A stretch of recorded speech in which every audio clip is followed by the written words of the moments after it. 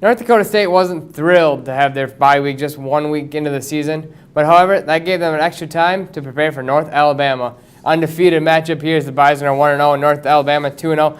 Bad start for North Alabama as a snap sails over the punter's head. The Bison recover at the 1 yard line. A few plays later, that set up this Bruce Anderson 1 yard touchdown run. The Bison are up 7-0 early on in the first quarter.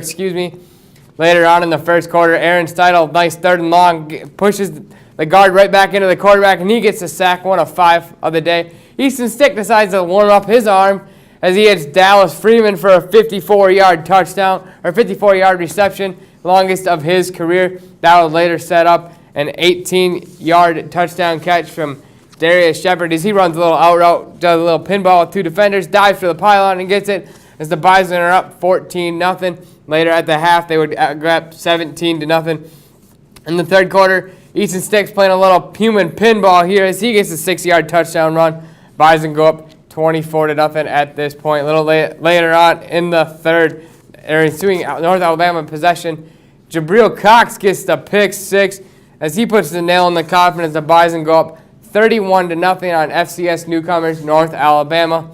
And later on in the fourth quarter, Bison are driving with 2 freshmen, Trey Lance at quarterback, and he decides to put on his wheels as he scampers for a 31-yard touchdown run. The Lions would add a touchdown late to go on, and the Bison would go on to win 38-7. There's always stuff that you can work on, but our goal every game is that we tell ourselves we're the best defense in the country, and if you're the best defense in the country, you got to play like it. And I think that's what we've done for the first 2 games, and our goal is to not give up any points. And obviously we've come pretty close to doing that, but we still got work to do.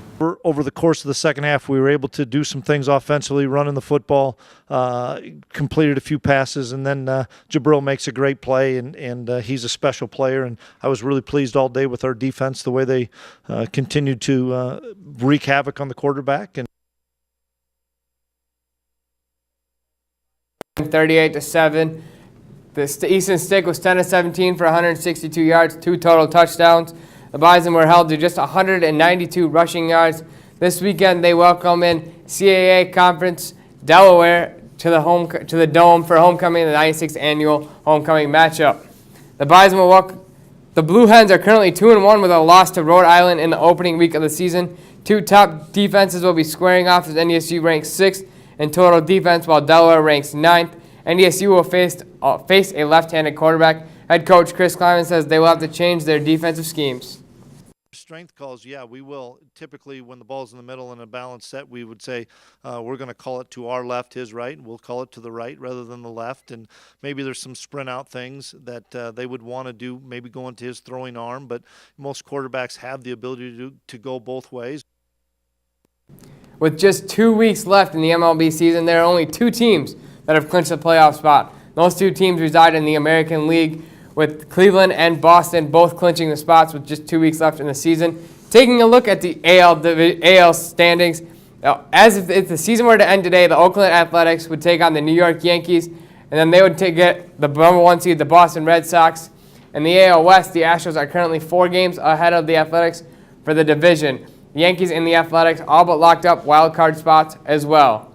Unlike the American League, all of the playoff spots in the National League are still up for grabs. The Atlanta Braves are looking to hold off the Philadelphia Phillies in the NL East. And in the NL Central, the Chicago Cubs and the Milwaukee Brewers are battling it out with 2.5 games separating the 2 teams.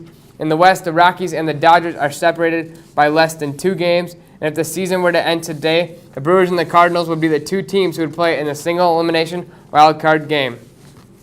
In the 116th meeting between the Green Bay Packers and the Minnesota Vikings, they met up at historic Lambeau Field. And the last time the Vikings visited the Packers at Lambeau, they went on to win 16-0, and they were without Aaron Rodgers. And speaking of Aaron Rodgers, there he is walking out of the tunnel. Picked this game up in the fourth quarter. Kirk Cousins hits Laquan Treadwell on a little out route as the Vikings are down 23-14. Kirk Cousins here, second play of the next drive after Mason Crosby field goal. He hits Stephon Diggs wide open as the Packers aren't able to bring him down, bringing it to 21-23. Ensuing drive, the Packers are up 29-21. Kirk Cousins, he lets it fly, but Jair Alexander picks him off, and the game is over. So we think.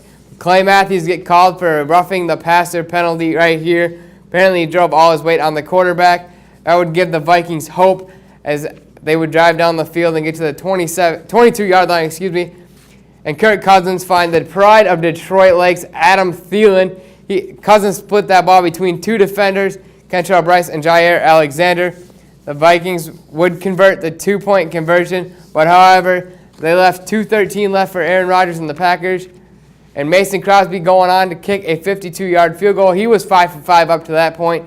He is now 5 for 6. 29-29 all at overtime. Kirk Cousins dropping back. He finds all reliable Adam Thielen at the 45 to the 42-yard line with the little barrel roll. With about 4 seconds left in overtime, Daniel Carlson has a chance. Should be an easy chip shot, right? But nope, he misses it wide right. Vikings fans are all too familiar with that, as the Vikings and Packers play to a tie for just the third time in the 116 meetings. And a one-legged Aaron Rodgers was 30 of 42 for 281 yards and 1 touchdown. Kirk Cousins was 35 of 48 for 425 yards and 4 touchdowns. You guys going to be able to make the homecoming game this weekend? Well, I'm 314th on the waiting list, so I will probably be watching it from my house. I'll definitely be there. I can't wait to see what hopefully is a good defensive football game. Coming up after the break, we'll take a look at this week's Bison on the Street.